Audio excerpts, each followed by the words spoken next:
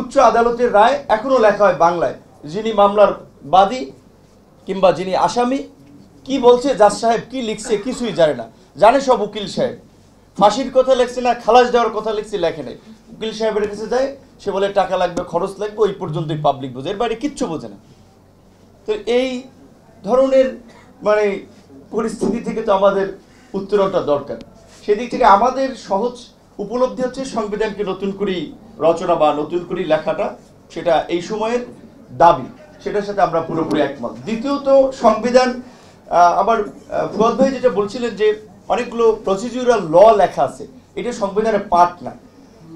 আপনার ঘরকে আপনি তো বিভিন্নভাবে সাজাতে পারেন, তো পুলিশ প্রধান কিভাবে নিয়োগ হবে সেটি সংবিধানের পার্ট না হলেও চিফ জাস্টিস কিংবা প্রেসিডেন্ট কিংবা এই ধরনের কনস্টিটিউশনাল পদগুলো, সবগুলো না, অ্যাভারেজ কিছু পদের বিষয়ে সংবিধানে একটা ডিরেকশন থাকতে পারে। আমাদের এই সংবিধানে ৭৭ নম্বর অনুচ্ছেদে একটা সুন্দর প্যারা আছে, ন্যায়পাল বলে একটা অনুচ্ছেদ আছে। এই ৫৩ বছরে এই ন্যায়পালের অস্তিত্ব অনেকে না পড়লে, বিসিএস এর জন্য না পড়লে ছাত্ররাও জানে না, বা সাধারণ মানুষ যার ওই প্যারায় যাওয়ার প্রয়োজন হয়নি সে জানেও না যে ন্যায়পাল বলে কিছু আছে, এটা সেটার একটা ইমপ্লিমেন্টেশন এখানে কখনো হয়েছে। আমাদের দেশে অনেক ভালো ভালো আইন আছে, কিন্তু আইনের আপনার ওই যদি কিন্তুর ফলে যে ফাঁক ফুকুর, ওইটার কারণে অপপ্রয়োগটাই বেশি হচ্ছে। সেই জন্য আপনার সোসাইটিকে সেইভাবে উপযোগী করে তৈরি করা, যেটা ফুয়াদ ভাই আরেকটা কথা বলেছেন যে নাগরিক বোধ তার মধ্যে জাগ্রত করা, যে ঠিক গ্রামে এখনো আছে, ও আপনার মাদক ব্যবসায়ী না, চাঁদাবাজি না, মাফিয়া, খুনি, এগুলো দেখার দরকার নেই। ১,০০০ টাকা হাতের মধ্যে গুঁজে দেবেন, ভোট উড়িয়ে দেবে। আপনি বিশ্ববিদ্যালয়ের অধ্যাপক, আপনি একজন টকশো ব্যক্তিত্ব, আপনি একজন আলোচক, আপনাকে দিবে না, ভোট ওকেই দেবে।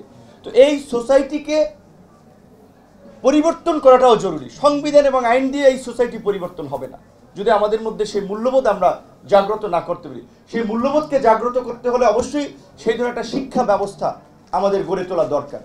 আমরা তো স্কুল থেকে দেখে আসছি, যিনি প্রিন্সিপাল কিংবা অধ্যক্ষ হন তিনি লবিং তদবির করে আসেন, রাজনৈতিক বিবেচনা আসেন, তো ওইখান থেকে তো আমরা ওই লবিং তদবিরই শিখি।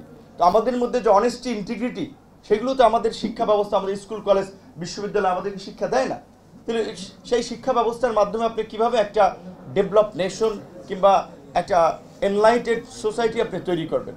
তো তার জন্য এই সংবিধানের পাশাপাশি সমাজ সংস্কারের জন্য, রাজনীতি সংস্কারের জন্য বোধহয় আমাদের একটু ভাবা দরকার।